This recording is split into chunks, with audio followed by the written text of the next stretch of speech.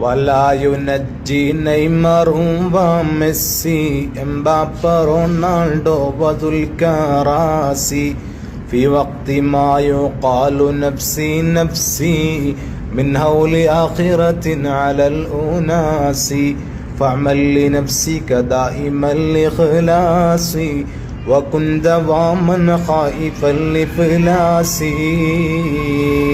ഈ ഉസ്താദ് പാടുന്ന പാട്ടുണ്ടല്ലോ, അത് കാലികപരമായി ഇസ്ലാമിക സമൂഹത്തിനോടുള്ള ഒരു ഉണർത്തലായിട്ടാണ് എനിക്ക് തോന്നിയത്. വളരെ കൃത്യമായിട്ട് ഇന്നത്തെ കാലത്ത് ഇപ്പൊ നടന്നുകൊണ്ടിരിക്കുന്ന ഫുട്ബോളുമായി ബന്ധപ്പെട്ട് മുസ്ലിം സമുദായത്തോട് അദ്ദേഹം പറയുന്ന ഈ വാക്കുകൾ, ഈ പാട്ടിലൂടെ പറയുന്നത് വളരെ ഗൗരവമുള്ള വിഷയമാണ്. അതായത് ഈ കളിക്കാരൊക്കെ, ഈ മേൽപ്പറഞ്ഞ കളിക്കാരൊക്കെ ആഖിറത്തില് നമ്മളിങ്ങനെ നിൽക്കുമ്പോൾ നഫ്സി നഫ്സി എന്ന് പറഞ്ഞിട്ട് നിൽക്കുമ്പോൾ ആരും സഹായത്തിനുണ്ടാവില്ല. അതുകൊണ്ട് നമ്മൾ അമൽ ചെയ്യുക മാത്രമല്ല, നഷ്ടക്കാരിൽ പെടരുത് എന്നുള്ള ഒരു ഉത്ബോധനത്തെ ഉസ്താദ് നൽകൻ.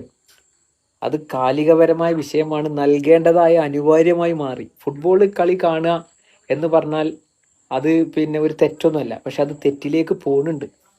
അതിൻ്റെ ഒരു ഉദാഹരണം ഞാൻ പറഞ്ഞുതരാം. ഇപ്പോൾ ചില ഖത്തീബുമാരോട് സ്ത്രീകൾ പരാതി പറഞ്ഞു എന്നാ, ഭർത്താക്കന്മാര് രാത്രിയിലും പുലർച്ചെയും ഒക്കെ ഇരുന്ന് ഫുട്ബോൾ കളി കണ്ട് രാവിലെ പണിക്ക് പോവില്ല. അങ്ങനെ പണിക്ക് പോകാതെ രാവിലെ കൂട്ടാൻ വേണം എന്ന് പറഞ്ഞാൽ എന്തെങ്കിലും വെച്ച് അഡ്ജസ്റ്റ് ചെയ്തോ എന്ന് പറയുന്ന കോലത്തിലേക്ക് ബുദ്ധിമുട്ടായി. കുട്ടികൾ പ്രശ്നമാണ്, കുട്ടികൾ കരയാണ്. അത്രമേൽ ഫുട്ബോളിനേക്ക് മനസ്സ് മാറിയിരിക്കണം. ആലോചിച്ച് നോക്കി, കംപ്ലീറ്റ് ഫ്ലെക്സും കാര്യങ്ങളൊക്കെ എത്രയോ ലക്ഷോപലക്ഷങ്ങൾ മുടക്കി അത് ചെയ്ത്, അതൊക്കെ വൻ ദൂർത്താണ്. എത്ര ലക്ഷം രൂപന്റെ ഫ്ലെക്സുകൾ ഉണ്ടാവും നമ്മളെ കേരളത്തിൽ അല്ലേ? നിങ്ങൾ ആലോചിച്ച് നോക്കി, കേരളത്തിൽ മാത്രം, പ്രത്യേകിച്ച് മലപ്പുറം ജില്ലയിൽ. എന്നിട്ട് അത് അങ്ങനെ ദൂർത്തടിച്ച് മാത്രം പോരാ, രാത്രിയിൽ കളി കണ്ടിട്ട് ആരാധനകൾ മുടങ്ങുന്നത് മാത്രമല്ല, പിന്നീട് ജോലിക്ക് പോകാതെ ഭാര്യമാര് ഇത് വേവലാതി പറയുമ്പോൾ അത് എന്തെങ്കിലും കാട്ടി കൂട്ടാനൊക്കെ ഉണ്ടാക്കിക്കോ, എന്തെങ്കിലുമൊക്കെ വെച്ചാൽ മതി എന്ന് പറയുന്ന രീതിയിലേക്ക് മനസ്സ് മാറിയിട്ടുണ്ടെങ്കിൽ ഉസ്താദ് പാടിയത് വളരെ വളരെ കറക്റ്റ്. ആലോചിച്ചോളി.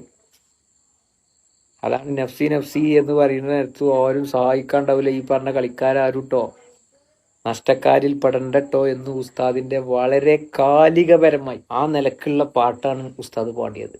പാഠം ഉൾക്കൊള്ളാനുണ്ട്. ഉൾക്കൊണ്ടാൽ നന്നാവും, അല്ലെങ്കിൽ ഈ പറഞ്ഞ പോലെ നട്ടം തിരിയും. അങ്ങനെ ഖേദിക്കേണ്ടി വരുന്നൊരവസ്ഥകൾ ആലോചിച്ച് നോക്കി.